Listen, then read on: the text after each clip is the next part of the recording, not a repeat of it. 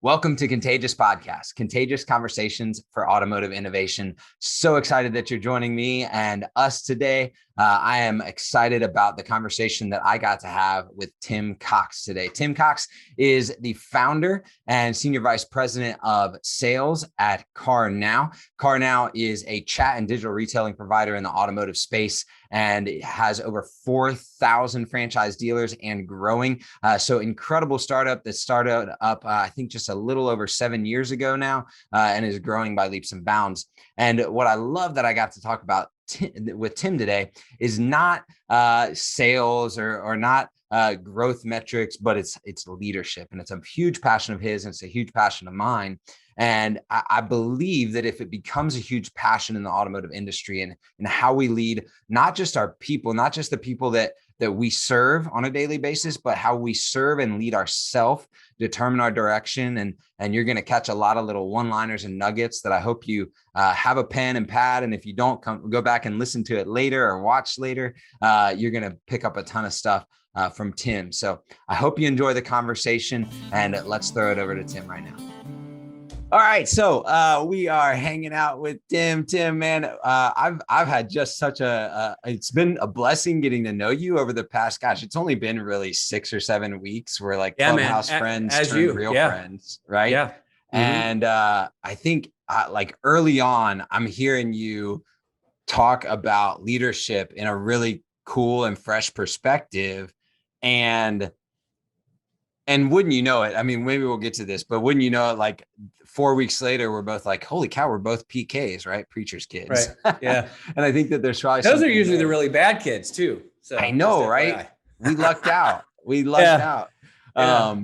But yeah, so you talk a lot about this leadership mentality, and you said this one phrase that I wanted you to just start by expounding upon, and it was this phrase. It was said, "Is direction determines destination."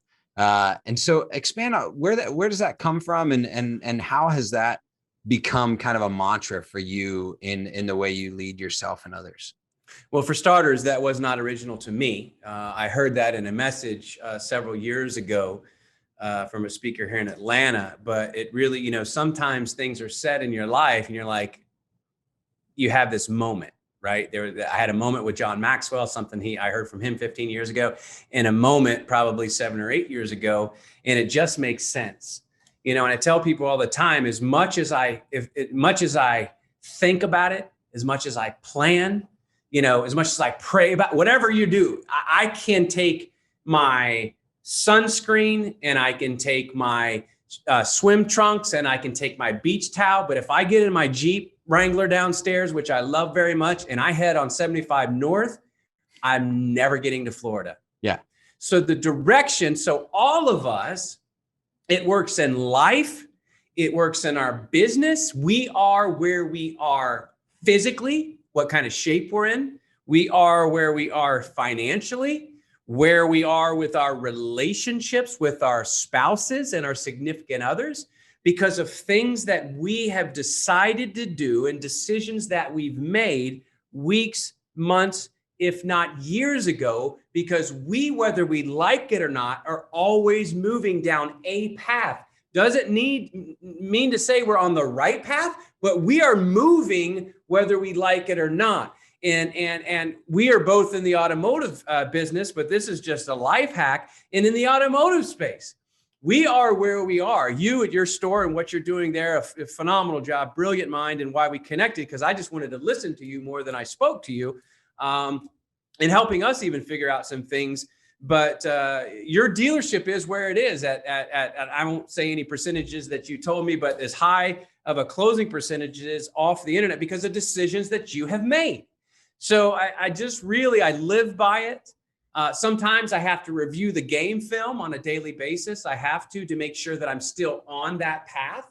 And where could I got better? I shouldn't have got off that exit, because that exit, what I thought was on that exit wasn't on that exit. Let me get right back on the interstate and get right back to where we were. So that's the thought process there. And quite frankly, you can literally use that in every aspect of your life. And it just fits and it works. Yeah.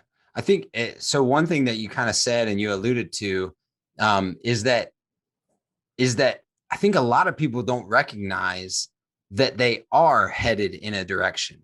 Mm-hmm. You know, so whereas like you are in like what that clicked in your mind is I need to head in an intentional direction, is that a lot of people are headed in a direction, not understanding that that's the direction they're headed in, right? Yeah.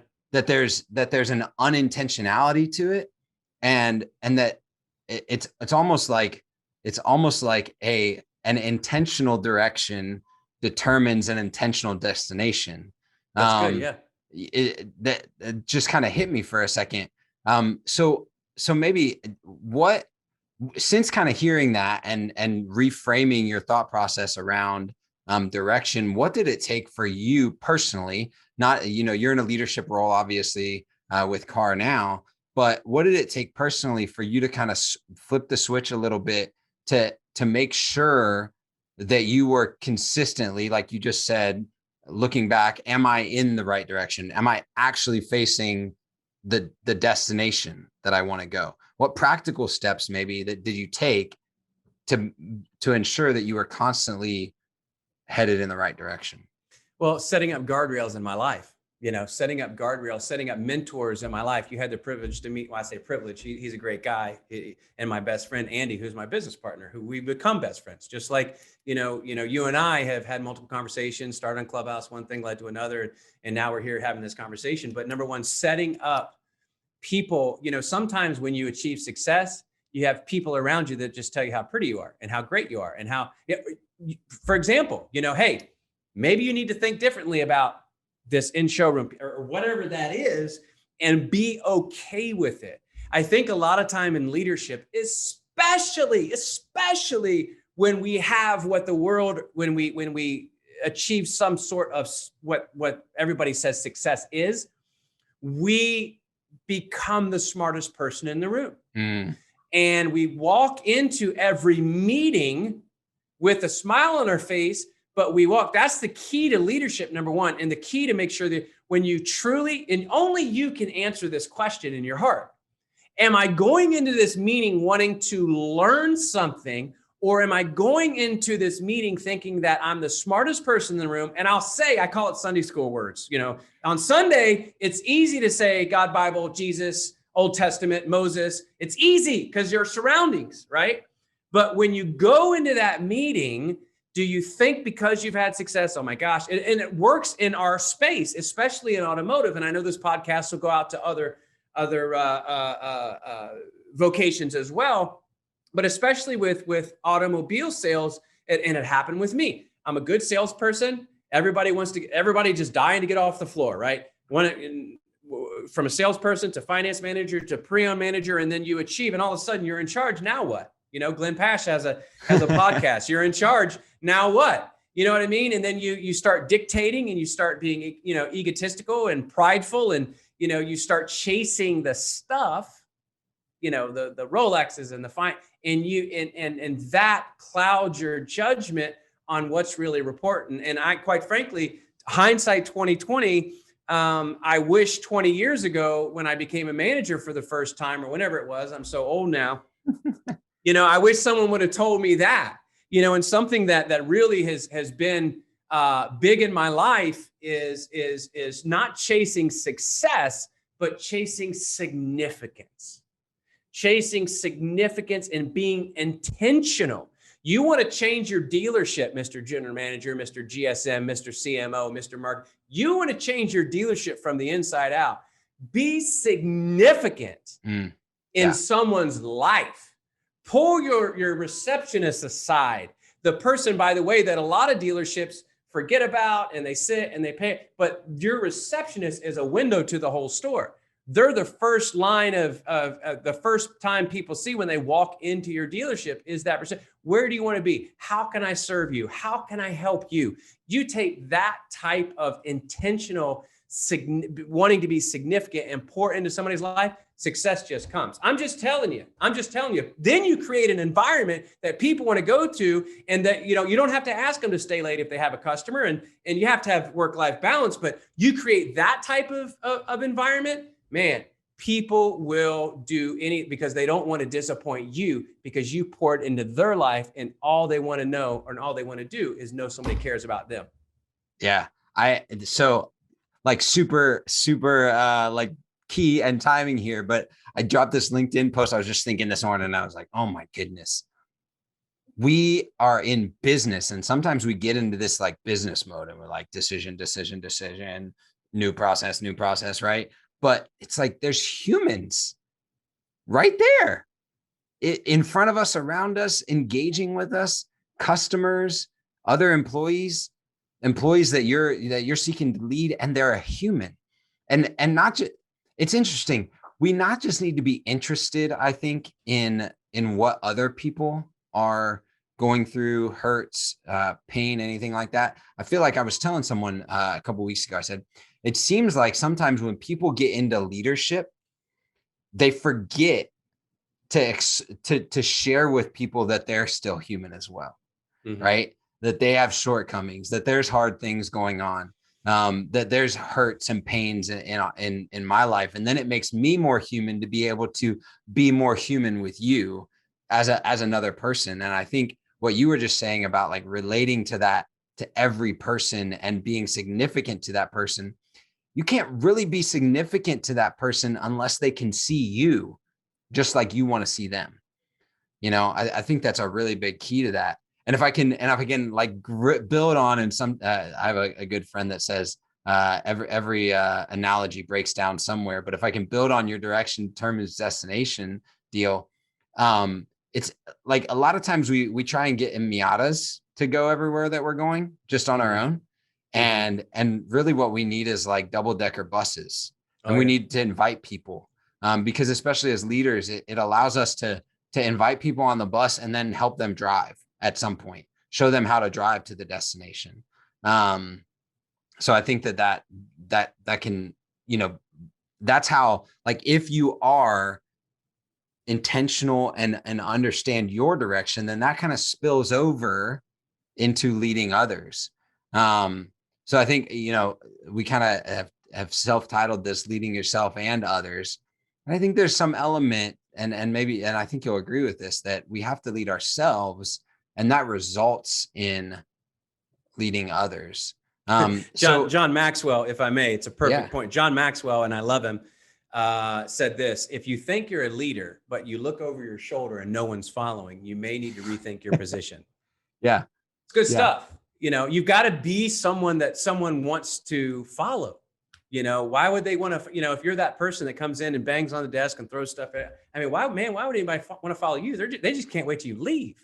You know what I mean? And again, I think, unfortunately, all of that bad behavior stems from that ugly word pride, right?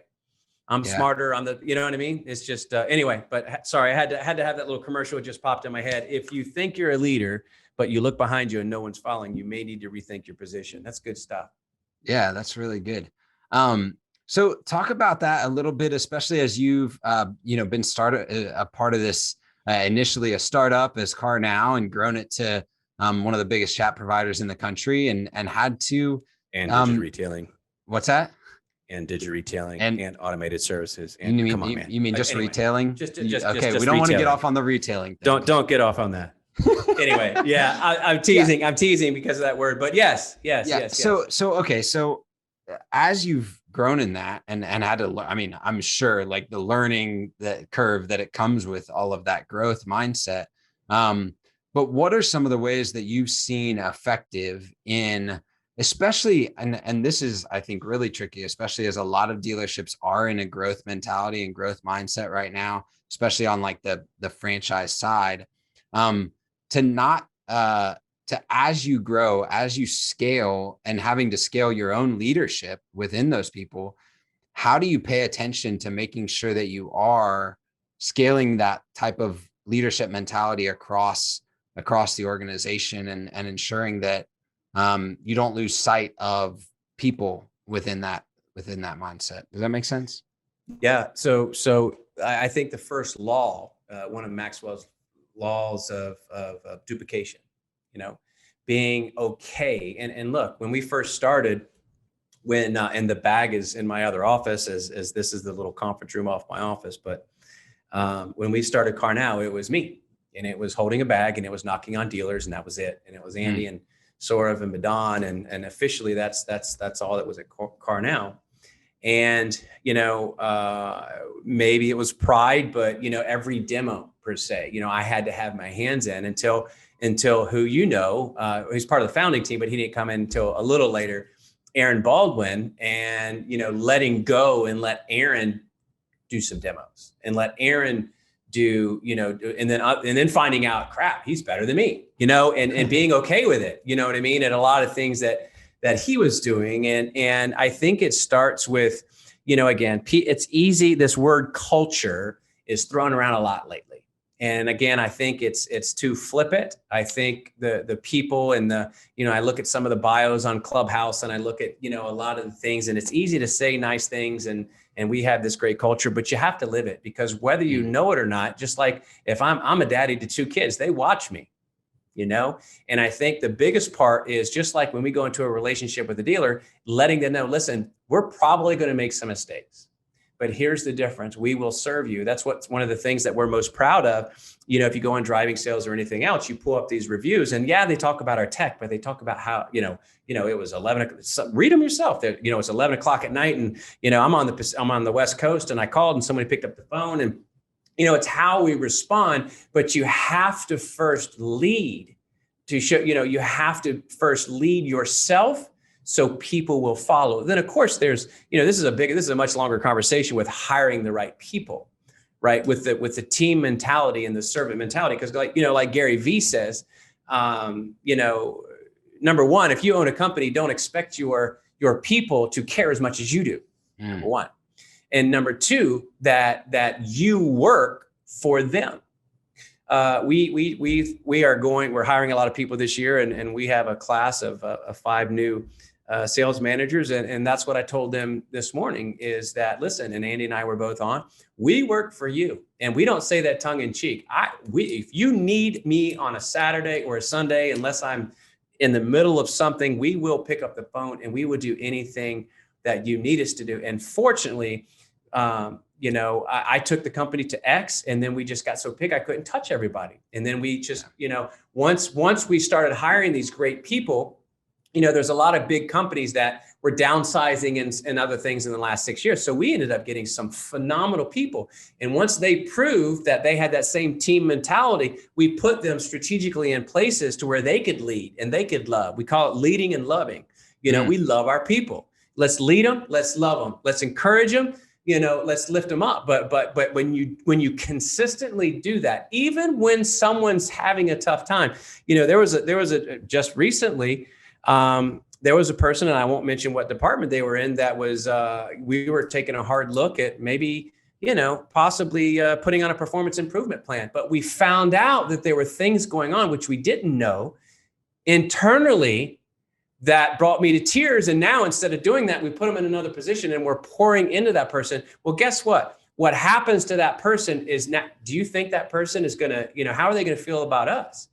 So understanding it's about numbers, and yes, you need to be accountable, but at the same time, you need to, whoever's in charge per se, or whoever calls you boss, those people that report to you, they need to know that that you have their back, that you're there to serve them, and that you're there to give them whatever absolutely they need, whenever. And I think that's been a big key of creating that culture, that CarNow family that people talk about, and why, very thankfully, we're getting the best and brightest in the space coming on board. Yeah.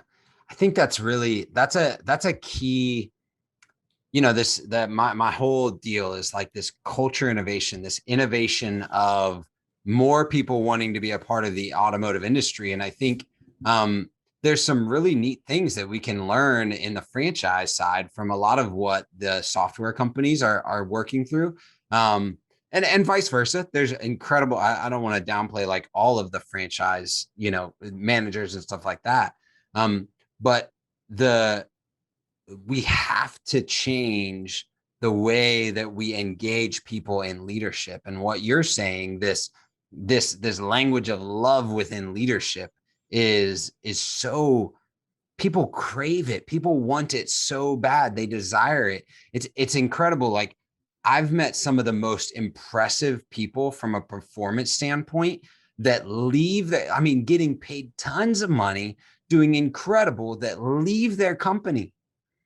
Well, that's not a result of how much you paid them or what they were able to accomplish there. That's probably a result of the culture and the leadership and the love that they were shown within that environment. So we got to reframe our minds within automotive that we're in a massive opportunity to be in the best people business, and not just be in business for business sake. So I absolutely, man, that gets me all charged up. And I'll say this one more thing, and then I'll let you. Yeah. So I don't have a relationship with every single person that, as far as like vendor to dealer relationship, but Tim and myself and CarNow, we do. And I'll just say this, like, it doesn't matter who I reach out to at CarNow, and I've got a relationship with Tim and Aaron. But the local people, the regional people that are in charge of what we're doing are responsive. And here's what's really cool is they're responsive intercompany too. And that's what I love to see. Like, the people that you're leading have no fear in reaching out to you and saying, I need help, I need something, and knowing that you're going to be there to catch that. And that's a big deal. I've literally seen it worked out in real time. So that's just kudos to you in the way that you're. But listen, and this is all great, but obviously we're far from perfect. There are things, we're I don't know, 252, I think, family members right now on the CarNow team, somewhere around there. And as we continue to hire, but I'm sure there's things that go on that we don't have our hand. Nothing's perfect, but I will say once we find out about it, we try to, because we always say the truth somewhere lies in the middle, right? Let's figure it out, and let's see how we can collectively, get better together, right? So I appreciate the kind words. Nobody's perfect. We sat, I'm sure there's people that worked for us, 5 years ago, and like, is that, who knows? But for the most part, what's he talking about? You know what I mean? Because people, again, Sunday school words, right? But at the end of the day, we've had some, we started December 1st, 2014. And, we have some of the, we started hiring, I think, in March or April. And some of those people are still with us, in a world where, startup companies, especially, they come after and they get this big round of funds from a VC or whatever. And then they offer them they offer our people, on these ungodly amounts of money. And the fact that we still, have a lot of our people, if not most of our people, is humbling for sure. Yeah. So earlier you said something that I think I wanted to key in on is that, and you might not have said it in these words, but that leaders are learners, essentially, that you're not the smartest person in the room if you're a leader, and that's a really important mindset and recognition to come to. So I wanted to hear from you, like, what are you leaning into to learn, not just from your people, but to learn those leadership things that maybe people that you might encourage, hey, these are some things that I'm learning, or people I'm learning from or running to right now to learn, like, just personally. I listen, I love listening, and, not being going into Clubhouse, which is like the new, the last couple of months, tens of thousands of people pouring. I love just listening. I took 4 days last week in the panhandle of Florida, and I listened to our dealers. And I talked to you for a little over an hour today with how we could get better in a particular area. And I listened. So I think listening is the most important thing that a leader could ever do. I will tell you, the most dangerous thing in any company, I really feel, is two words. And I've said the first one, but number one is insecurity. And number two is pride.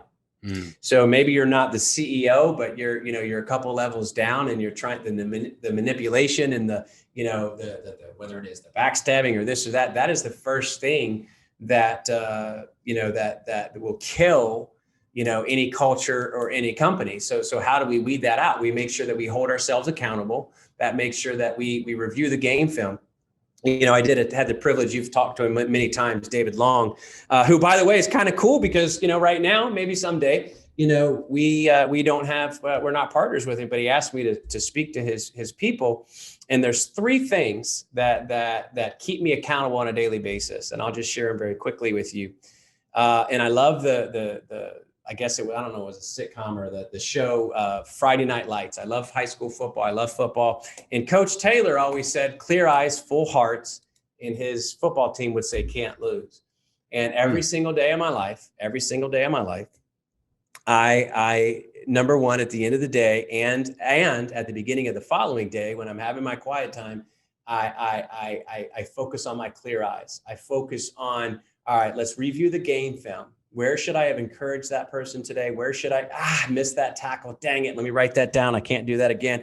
And clear eyes from where we need to go. That you have to. So you have to prepare. And David Long said this as well. You have to prepare for tomorrow today, right? You just have to. What did I do good? What did I do bad? What went well? What didn't go well? So clear eyes. Full hearts. I won't break down everything, but number one is be authentic. Right? Be yourself. There was several years ago, I started getting all these speaking opportunities, and my wife laughed at me. She's like, because I would do mannerisms and I'd listen to this guy or that guy, and she's like, just be, you're an idiot. Just be yourself. Yeah. Be authentic. And along with that, as far as full heart, what does it really mean? Does it mean Valentine's and loving? No. And then just love people. True. And this is very difficult for me, especially when I'm behind the wheel.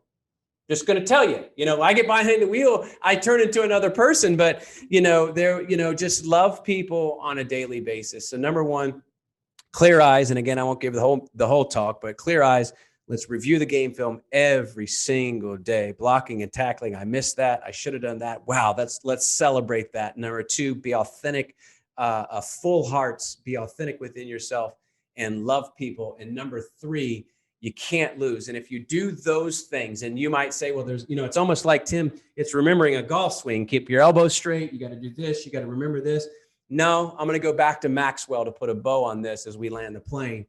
Maxwell's ADD like I am. And I had the privilege of meeting Dick Peterson, who was his first partner when he was a pastor in San Diego, California, way before he did anything.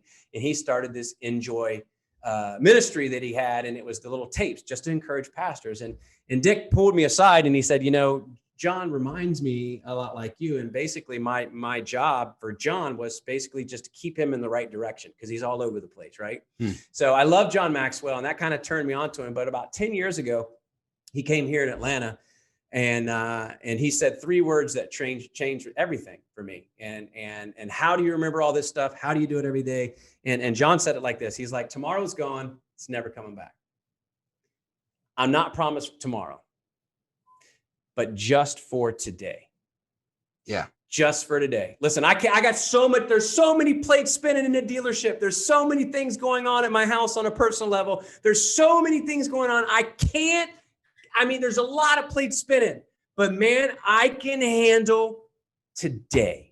I've got it written. I don't have it here with me. I've got it in my car. I've got it multiple places that it just reminds me, man, I can crush today. Man, I'm going to love authentic today. I'm going to be authentic. I'm going to love people. I'm going to review game film today. But man, just for today changes everything for me because it simplifies it. So, a lot of car guys and gals are ADD like me. I'm in good company. Yeah. I'm in good company. So let's just water it all down. If you want to be a good anything, you want to be a good leader, you want to be a good daddy, you want to be a good husband, whatever, you want to be a good wife, whatever it is, significant other, just for today, fill in the blank. This is a big one. Just for today, let me treat people as though they're more important than me. And that's a tough one. And if we get that right, everything else takes care of itself, because at that point, that's when we start chasing significance. And when you do that on a daily basis, those days turn into weeks, those weeks turn into months, those months turn into years. And before you know it, you're approaching 5,000 dealerships and, you're looking around, you're like, oh my gosh, but you know what? Pride doesn't set in. We never talk. You'll never hear I come out of our mouth. I tell Andy all the time, it's a we and let's go serve. And let's just see what else we can accomplish. So anyway, that's the best I got, brother. I mean, I just have to keep it. I'm just a country boy from Kentucky, PK's kid, like you said. I got to keep it simple. And the best way I can keep it simple is somebody else's words that I've adopted just for today, because I can handle today. Yeah. The people didn't know they were going to church today. They had no clue. They woke up, they were like, we're just going to listen to the podcast on the way to work. They went to church. It was so cool. Oh man, that was so encouraging. You said something there and someone reached out to me the other day. I've only done 10 podcasts at this point. If you listen, they're 8 or something like that. And someone reached out to me. They're like, man, I got invited on a podcast. What's a good podcast look like? Or podcast, how should I be like that? And I was like, with yourself. Be yourself. I love that piece. And I, the chasing significance with people and with other humans around. And if we notice, we keep our eyes open, look, listen, and be willing to enter into people's lives, then they'll be willing to just jump on board. And so, yeah. Man, I'm pumped. I'm excited that you encouraged me, and I appreciate you just pouring out your heart today for me and for anyone that's willing to listen and just been encouraged to get to know you for sure. All right, brother. Thank you. Appreciate it. For sure. Tim, if you are listening, thank you so much for joining me today. I even said I'm so encouraged. I caught some things. I wrote them down. I've got mental notes of just things to remember, things to do daily. And I hope you do too. The reason for Contagious Podcast is because we believe that there's a leader inside everybody, and the capacity of that leader is determined by that leader's desire to grow. And so I hope that you were encouraged in this moment, whether you're just starting in automotive or you've grown to the quote top of the food chain, or you're not in automotive and you're going, is this the place that I want to be? We need you. We need your voice. We need more people having this conversation of what it looks like to lead well, to serve, guide, and lead employees. And then that translate into how we serve, guide, and lead our customers into doing business with us. And I believe that if it's that contagious conversation, if it's that type of innovation, that as an industry, the automotive industry is just fit to explode and become one of the best places to work and the best place to do business with. So if you caught anything today, do me a favor, like, comment, share, bring this to a friend, have a conversation with a friend, coworker, family member, anything like that. So where we can all be involved in this process. I can't wait to speak with you again. Join us on Clubhouse Thursdays to further this conversation. We want people to join this conversation, not just listen to it passively, but engage in it actively. This has been Contagious Podcast. Thanks and have a great day.